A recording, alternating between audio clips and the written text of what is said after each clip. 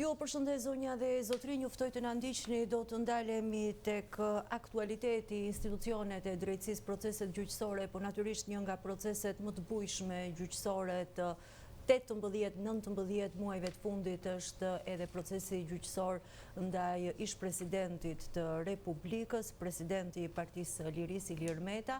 Para disa ditësh ju keni ndjekur konferencat e përsëritura në fakt të mbrojtësve të tij ligjor, fokusuar në bërjen publike të denoncimeve të reja, më pas ka patur edhe reagime institucionale nga Partia e Lirisë nëpërmjet sekretarit përgjithshëm Tedi Blushi, ku sipas tyre publikuar edhe dokumente qoftë nga avokatët mbrojtës, por edhe nga sekretari i përgjithshëm, ku ndër të tjera nënvizojnë atë që ata e cilësojnë si një ngjarje të stisur, kallëzues, të rrem, sekser, etj, për të hedhur më tepër dritë. Më lejoni të prezantoj të ftuarin e sotëm, është avokati Gylsen Zhllima. Zhllima, mirë se vjen. Përshëndetje, faleminderit për ftesën. Zhllima, edhe një herë në vijat përgjithshme, cilat janë denoncimet e reja bërë publike nga ju sa i takon çështjes Meta? Zbërthimi së vërtetës, jo fakte të reja, janë fakte ato të cilët janë në dosjen penale ose më mirë dosjen politike konvertuar në penale ndaj presidentit të Lirisë, zotit Ilir Meta. Duke qenë se sot zoti Meta mbahet në paraburgim për shkak të një vendimit penal, i cili është një vendim politik, është noterizuar nga një gjykatës noter, nga një prokurori e cila është në karakterin e saj të afërmendësh do vendosi gjykata ashtu siç i bëjmë ne provat dhe gjykata thjesht miraton atë që ne kemi bërë, pra nuk është thjesht një opsion, thashë themi, apo nuk është një opinion, por është e faktuar. Dhe duke qenë se zoti Meta nuk ka aksesin për të dalë në publik dhe të mbrojë veten sepse është izoluar, po ashtu në rastin e tij që ka kërkuar që të ftohen mediat, të shkojnë të marrin një intervistë dhe drejtoria e burgjeve duke shkelur ligjin organik të saj nuk jep autorizim për të shvajtur mediat atje, këtë rol e marrim ne me një detyrim, avokatët e tij, duke dalë dhe duke nxjerrë disa fakte, të cilat janë në dosjen penale politike kundër Ilir Metës, po nuk përfshihet zoti Meta në asnjë nga paragrafet që ka shtuar vetë gjykatësi noter, siç është vendimi që zoti Meta mbahet në paraburgim. Pse insistoni ta quani gjykatësi noter? Po, sepse ky është vendimi që zoti Meta në rastin konkret është mbahet në paraburgimin 313. Nga faqa 1 deri në faqen 36 përmendet zoti Romeo Kara. Po. Ne kemi dalë dhe kemi treguar tek opinioni publik se si ka mundësi një person i cili është kallëzues të bie në kundërshtim me thënjet e tij, por edhe ta rrezojnë në të njëjtën kohë edhe zoti Elvis Mataj edhe Kastrioti Ismailaj. Pra, personi thot me pak fjalë që kallëzimi penal që un kam bërë ndaj Ilir Metës është sepse Elvis Mataj më ka përmendur Ilir Metën. Kastrioti Ismailaj më ka përmendur Ilir Meta. Po vet Ismailaj, i cili ndodhet në kushtet e paraburgimit, dhe Elvis Mataj rrëzojnë kallëzuesin Romeo Kara. Sepse thënë, pra, në asnjë moment nuk pohojnë, në asnjë moment takim me Ilir Metën, në asnjë moment nuk pohojnë që kemi të bëjmë me lidhje familjare Ilir Metës dhe babait të Ilir Metës. Kemi të bëjmë me njohje të mëparshme, në Shqipëri jemi që të gjithë njohim njëri tjetrin pak a shumë, por kjo nuk nënkupton vepër penale apo ndonjë marrëveshje biznesi apo një marrëveshje korruptive midis Kastriotit Ismailait dhe Ilir Metës. Që mos të hajmë shumë kohë, sepse koha është e jashtëzakonshme në media, ne thjesht dua të citoj një ndër pjesët më të vështira që vetë edhe kallëzuesi nuk e pranon ta thot publikisht. Elvis Mata i thot, gjithmonë në janar, Romeo Kara po flasim. Romeo Kara ka bërë kallëzimin. Dhe Romeo Kara thot që mua të gjitha këto që unë kam bërë në kallëzimin e 2017-ës, mi ka thënë Elvis Mataj. Elvis Mataj në deklarimet e tij në 2021 thot unë nuk kam thënë asgjë te Romeo Kara nga ato të cilët ai ka cituar në kazim. Presupozohet ka qenë bisedë telefonike, Asgjë, thjesht Romeo Kara thot, për shembull, do t'jap një rast konkret që të kuptoni kush është e vërteta. Kjo është dëshmia ose më mirë, dëshmia që ka dhënë te krimet e rënda të 2017 Romeo Kara. Po. Thot, Elvisi disa herë më ka pohuar se çfarë ka patur Iliri me Kastriotin, pasi disa herë kur babai i Ilirit quhet Recep kërkonte të atakonte, Kastrioti fsheje ose shmangej në forma të ndryshme. Thot Romeo Kara në 2017. Vjen Elvis Mata në 2021 dhe thot, pytur nga prokuroria, a jenë në dieni rreth njohjes me shtetas Kastrioti Ismaile dhe babait të shtetas Silit Merta që quhet Recep? Pyetja, përgjigjet ky Elvis Mata dhe thot, pyetjen e dëgjova e kuptova, nuk kam dieni rreth njohjes apo të ndonjë takimi të mundshme mes Kastrioti Ismaile dhe babait të Ilir Meta që quhet Recep. Tani, kush thot të vërtetë? Kush thot të vërtetën? Ky që në 2017 kujtohet që ka i përfshirë Ilir Meta në aferën Çesdia, ndërsa ky tjetri që ka qenë ky tek pjesa e Çesdias, se ka qenë drejtori i përgjithshëm Elvis Mataj, thot në asnjë moment, në asnjë rrethan nuk kam thënë që ka lidhje babai Ilir Meta. E kuptoni ku e kanë çuar fantazinë e tyre filmin, edhe një film të bësh, nuk e bën me kaq shumë gabime të pafalshme.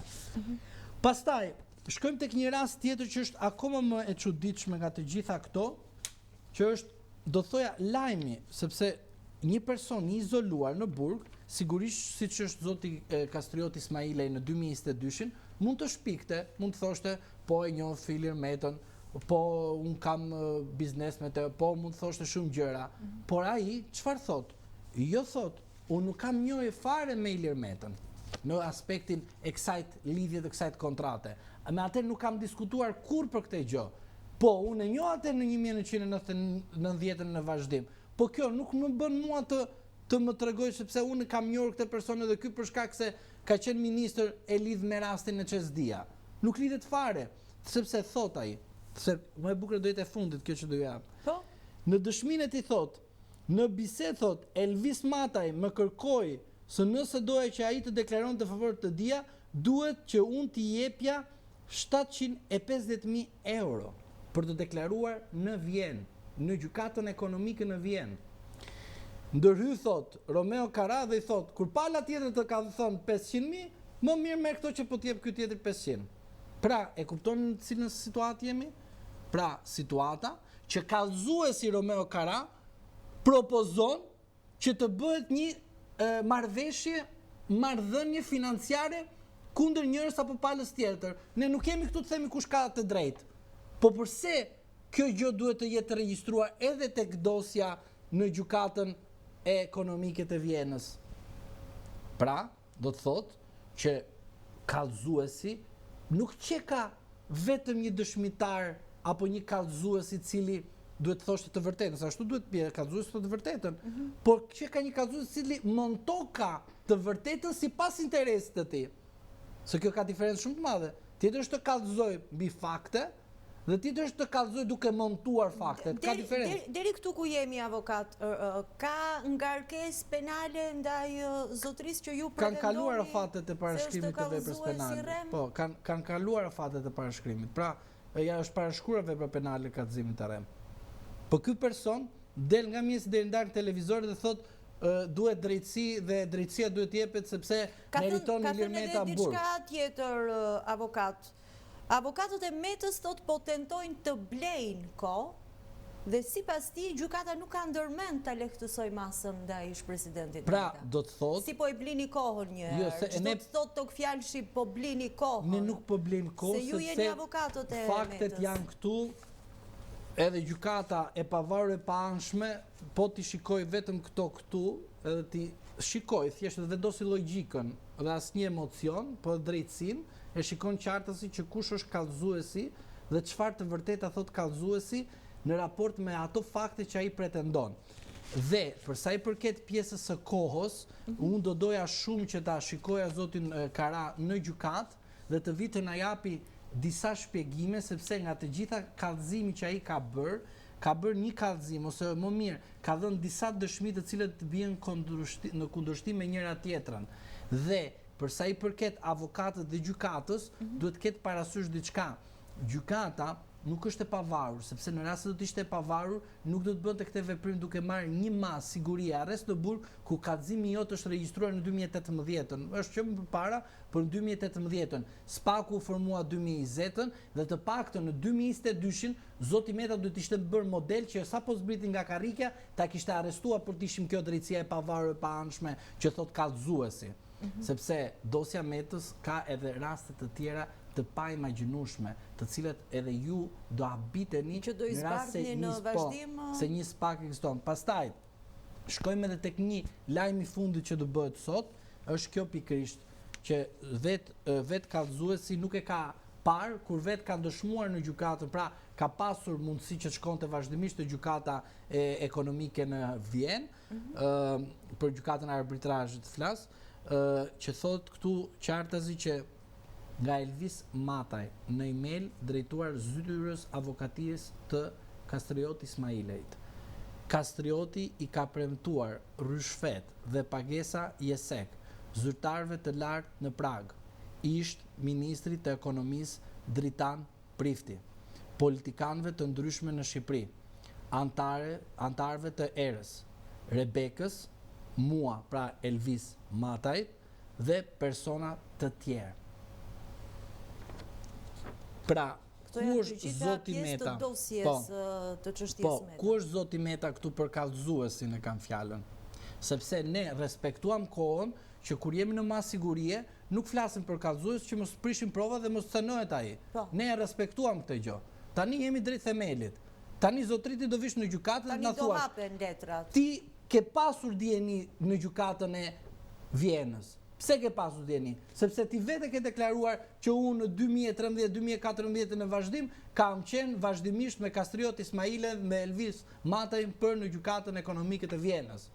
Dhe ti nuk pas ke parë që këtu që ka emri Dritan Prifti dhe nga Dritan Prifti e konvertove Ilir Meta. Kjo është shumë e thjeshtë. Pra, këto janë fakte që vetë ekzistojnë në dosje. Dhe po gjykatë si noter që them unë, sa ai për mua është noter, merr si referencë Romeo Kara dhe merr si referencë ato çfarë ai ka thonë, por jo drejt për së drejti. Zoti Kara vazhdimisht thot, Elvisi më ka thonë, gjykatësi nuk lexon çfarë deklarata ka bërë Elvis Mataj të kuptoj, ore lidhe njëra me tjetrën apo jo njëra është në veri tjetra në jug dhe s'ka lidhje fare, nuk lidh asgjë në fund. Dhe këtu pikrisht kemi të bëjmë me rastin e zotit Meta që mbahet politikisht, se çesdia është politike. Doni një rast tjetër që do jetë më e bukur, se është politike. Këtu është vendimi i gjykatës së krimeve të rënda, kur gjykatëse ka qenë Irena Gjoka dhe ka konfiskuar të gjithë pasurinë e Kastrioti Ismailejt. Por sa çuditërisht është kjo, më ti je gjykatë krimeve të rënda pas 2014-s. Ti është nga qyteti kur ishe dhe zoti Indjeri Prifti ka qenë deputet e asaj zone. Mirë, kaq. Erë tjetër, një moment tjetër. Pastaj, të del ty Irena Gjoka përsëri? Gjithkund. Po ku është? Po, me Sali Berishën Irena Gjoka, me Mediun Irena Gjoka, me çdo opozitar Irena Gjoka. Se dua ta diskutojmë pak në fund edhe atë pretendimin e SPAK për Irenën me 5 mbiemra, po të mos shfokusohemi nga. Po, do ta përmendim edhe atë. E përmendim edhe atë, ja po e shënoj që të mos e harroj. Ky është rasti më unik në botë që një gjykatëse e cila gjykon seancën paraprake, nuk pas ka kuptuar që ka në konflikt e interesit, jo për akuzat politike që zoti Meta i ka bërë për mbiemër dhe çfarë do kusur të tjera, që edhe zoti Berisha ai ka qenë ai që ka çuar deri në fundat e betejën me zonjën Gjoka për shkak se ka qenë i përfshirë i parë. Por ajo që ne duhet të shikojmë është ti më gjykatëse e ke lexuar, pra e kuptoj që ti se ke lexuar, prandaj e çove në themel. Se ta kishte lexuar zonja Gjoka. Po sikur ta ketë lexuar dhe përsëri ta ketë dërguar në themel? Edhe një herë, unë e di që nuk e ka lexuar, se në rast se do ta kishte lexuar, në rastin e zotit Meta te Çesdia, kur kemi të bëjmë me një akuzë, themi subjekti, pra personi, i figurës së veprës penale dhe ana objektive, pra për personin në fjalë. Këtu na del emër tjetër, Dritan Prifti, dhe më na del këtu për procedimin penal të Spakut Ilir Meta për Spakun. Pra, përqepje, dosje. Nuk flasim për fakte konkrete. Qartë. Dhe zonja në fjalë të del që ka sekuestruar, konfiskuar pasurinë në shkallë të parë të Kastriot Ismailajt. Pra, hiqe dorën, hiq dorën nga çështja. Mos qëndro. Më mirë të marrësh një masë disiplinore që mos të akuzohesh nga ne, se sa ti të qëndrosh aty. Qartë. Është shumë e thjeshtë kjo. Pra është e çuditshme që e njëjta gjyqtarë të ne po flasim me akte këtu. Unë nuk kam dalë të bëj moralin mbi thashë theme. Këto janë mesazhe që i kanë në dosje, nuk janë të mia. Janë të gjitha shkresat e dosjes Po, hetimore. i ka Dumani, i ka Kraja, i ka Sotir Klapi. Kreu i ri i Spakut i ka. E madje edhe ai duket në disa vende që ka firmos firmën e vet, po nuk e di a ja kanë dhënë atëherë ku ka qenë çfarë përgjigje ka marrë, sepse kemi të bëjmë edhe me raste falsitete të disa provave brenda. Dhe nuk e di për shkak se janë parashkruar disa vepra penale, ose kanë kaluar vite, po kemi të bëjmë me falsitet disa provash. Po si veprohet në raste të tilla, avokat? Veprohet me transparencë. Qytetarët kuptojnë kush është drejtësia e vërtet. Në perceptim publik, unë ju mund të mendojmë për çdo njeri për veten dhe për njerëz të tjerë me radhë çdo gjë. Ne duam të flasim me fakte dhe fakti është ky dhe duhet kuptojmë qartazi bashk të gjithë së bashku.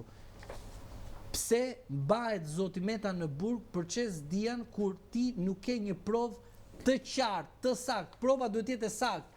Gylsenit i dhe 500 euro. Jo 500. Se 500 është në çdo rrethall, çdo mënyrë mund të interpretohet nga cili do. Po mori 100.000 euro, mori 200.000 euro.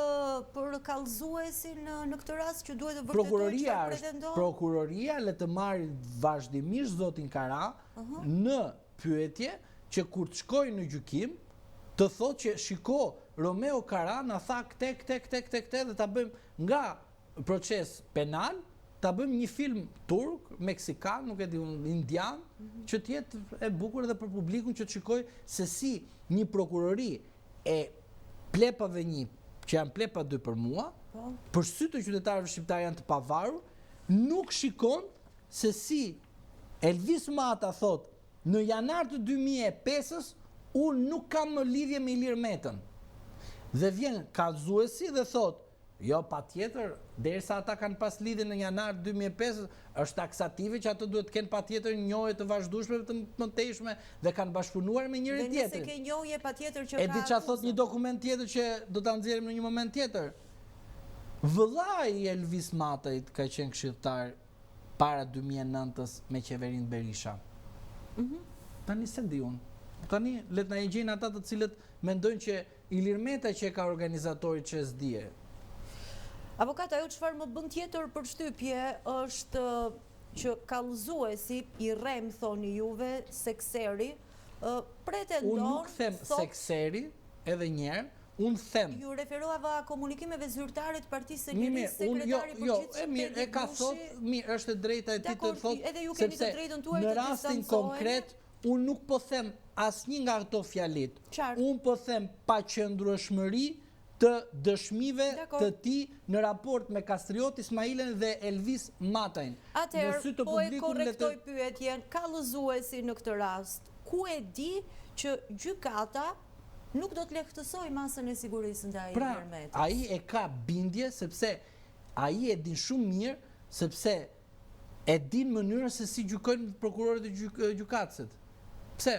Kur ai në letra bie në kundërshtim me njëri tjetrin dhe madje godasin njëri tjetrin me letra, pra Elvis Mataj, Kastriot Ismailaj, Romeo Kara, e din shumë mirë që kjo është një proces politik i montuar. Ka qenë prezent ndonjëherë kallëzuesi në ndonjë seancë paraprake? Jo, nuk lejohet. Ne presim pa durim ta shikojmë në seancën e themelit, presim pa durim për arsye sepse duam ta pyesim, se kemi nevojë të marrim informacion, të na thotë pse kjo bie në kundërshtim me këtë tjetrën, pse e vërteta mohohet, të thuhet ashtu siç duhet tek qytetarët shqiptar, jo ashtu siç mendojmë ne për perceptimin publik, sepse ai si e ka marrë si referencë, edhe do të them diçka të fundit që mos të marrim kohë. Ne përmendim që përfshihet Dritan Priftin. Ai është i ndjerë, okay. por e vërteta është që trashëgimia si është, sipas veprimave që ke bërë ti si individ, që trashëgojnë jeta jote, pasi ke mbaruar me të gjallurit, ke punë me telashet me atë që them me Zotin. Me ata që nuk janë më. Jo, me Zotin, me Zotin. Tani, pyetja lind.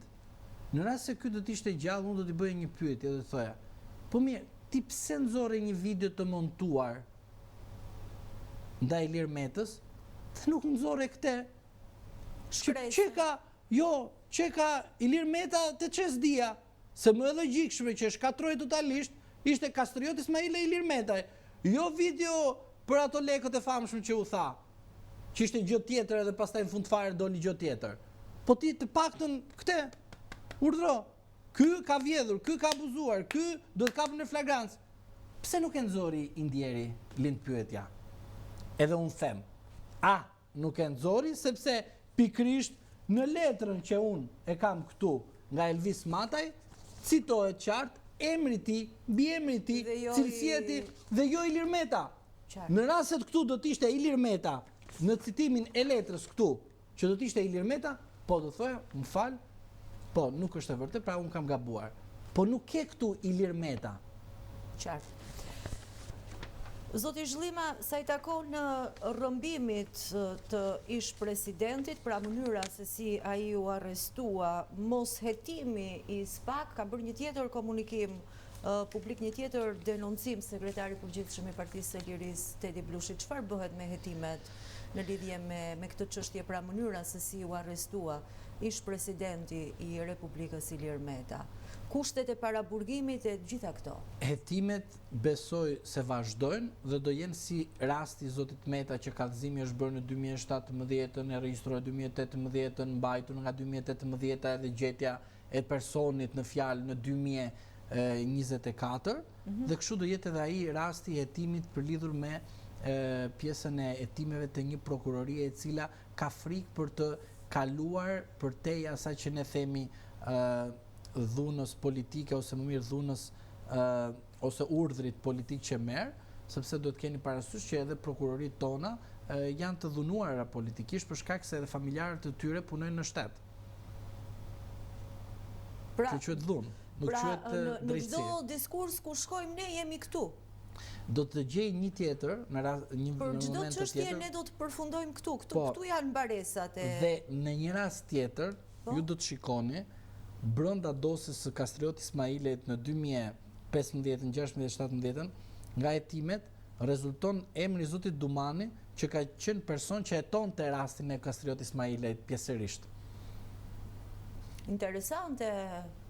Ajo dosje mos them që është të gjenë edhe gjëra të cilët s'kan lidhje fare me realitetin, po ta gjet, pra është e çuditshme se si Altin Dumani, Klodian Brau, Irena Gjoka, Romeo Kara, Elvis Mataj, të gjithë këta çuditërisht shpikin Ilir Metën, pra një pjesë të tyre pas 2015-16, pasi ka dalë letra e drejtuesit të Komisionit të Sigurisë Kombëtare, Spartak Braus, që flitet për një komplot që po i bëhet zotit Meta në cilësinë e kryetarit të kuvendit, duke bërë një skenim të 2011-s. Për të cilin është informuar ish ministri Tahiri, ambasada e Shteteve të Bashkuara e tjerë, që ju ndoqa me shumë vëmendje. Po, gjithë ata të cilët ishin të përfshirën atë, pra kanë marrë një informacion që po bëhet diçka po bëhet nga disa. Dhe ata nuk i bëjnë dot vetë, pra dy veta nuk i bëjnë dot vetë. Pra u deshin një mekanik me makineri e tërë, dhe makineri e tërë ishte ajo që Altin Dumani u zgju për të sjellur atë shpresën tek fëmijët tanë, kupton? Kur ndërkohë ai e dinte shumë mirë se si ishte dosja e Kastrioti Ismailit në 2008, në 2009, në 2010, 2014, 2015, 2016 në gjykim. Se ka lexuar, besoj. Dhe në rast se nuk e dinte, është sigur që Ilir Meta nuk përfshihet as te ajo GSIS-ja dhe të gjërat e tjera që thuan. Pra, mendoj në një moment tjetër do të diskutojmë të gjitha. Zhllima, avokati i popullit ka reaguar sa i takon kushteve të paraburgimit dhe jo vetëm të ish presidentit Meta. Ka kanale të tjera institucionale, flas edhe për institucione të rëndësishme ndërkombëtare që kujdesen për liritë dhe të drejtat themelore të njeriut dhe jo vetëm, ju thoni edhe persekutim, burgim politik, me cilët e keni parë të arsyeshme për të patur komunikime zyrtare? Shiko, e rëndësishmja jonë si mbrojtje është se duhet të shfaqim se si një president, një person i cili ka një parti politike dhe është pjesë e parlamentit, trajtohet, keq trajtohet në rrugë institucionale. Imagjinoni çfarë ndodh me qytetarin e thjeshtë.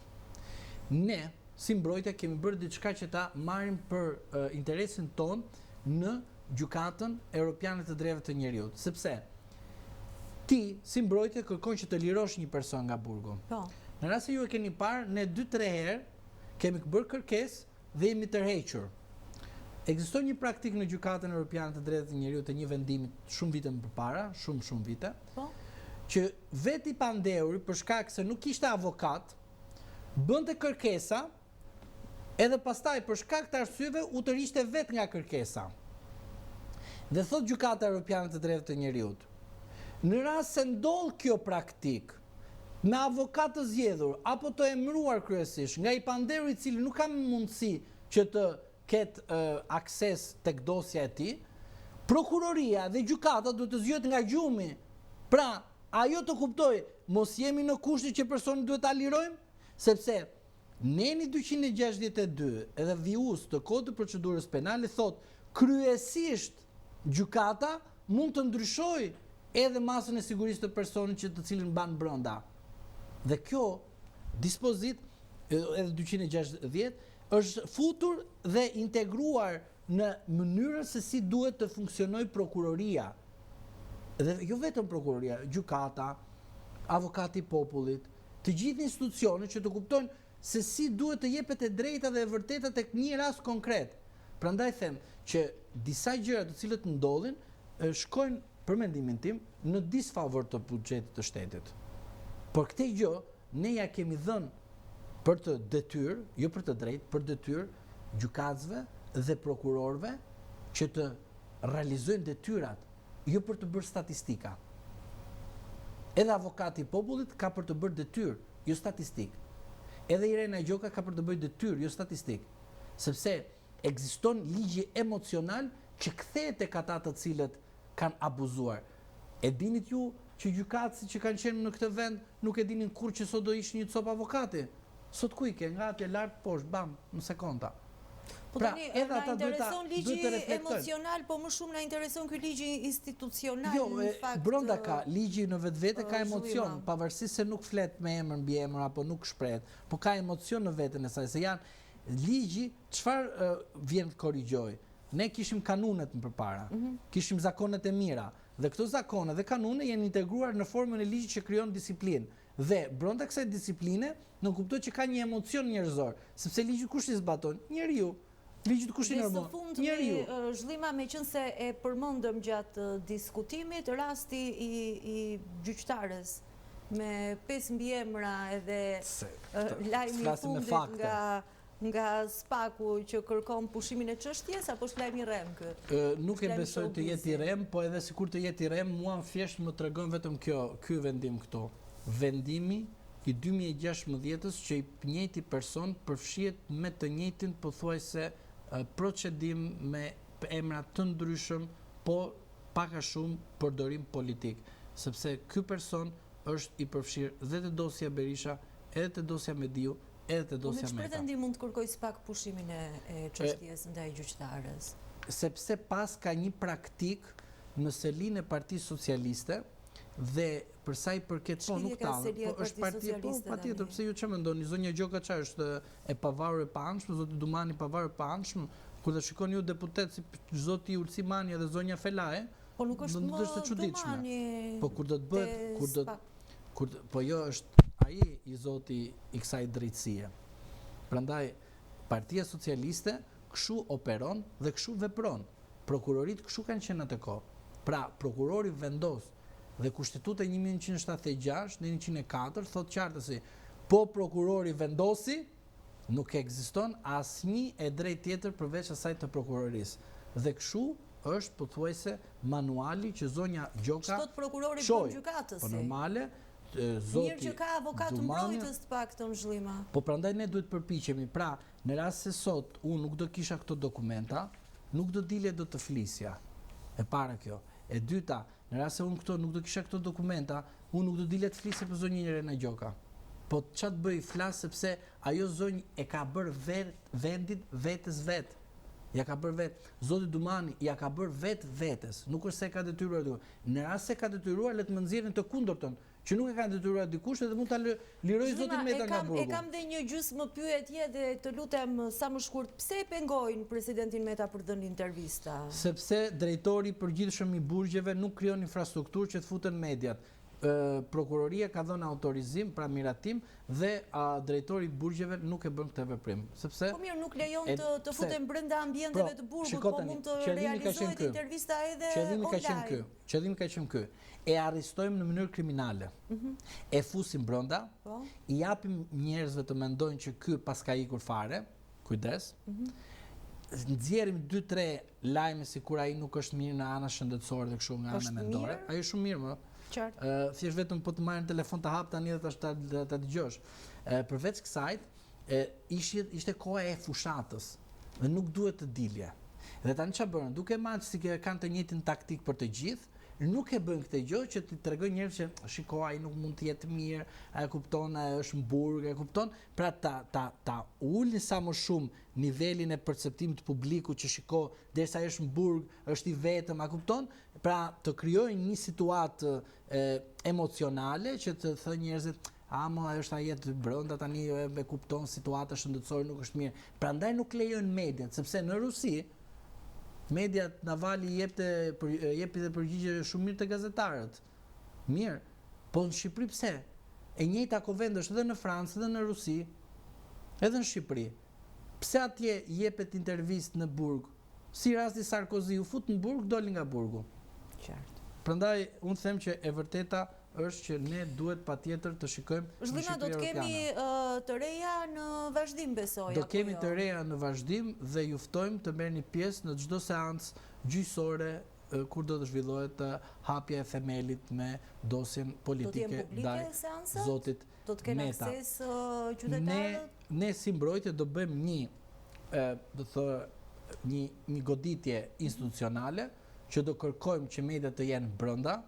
Në seancat gjyqësore. Patjetër, një goditje institucionale që nuk kupton që çdo akt duhet të jetë publik për gjithë publikun, por në varësi gjykata do vendos. Por në rast se gjykata nuk e pranon, ne do ta kërkojmë dhe ne do bojkotojmë në rast se gjykata del me vendim jo pranimin e mediave, do të bojkotojmë seancën e parë në rast se na refuzohet hyrja e mediave brenda. Do të largojmë menjëherë për shenjë respektin ndaj transparencës dhe medias, për shkak se media duhet tani e tutje të tregojë të dyja palët si kallëzuesin, si i kallëzuari të kenë të drejtë të ballafaqojnë me prova përpara një gjykate në publik. Qartë. Faleminderit. Gülsen Zhllima, të falenderojmë shumë edhe për bisedën e radhës. Faleminderit. Falenderime edhe për ju, zonja dhe zotrin që na ndoqët.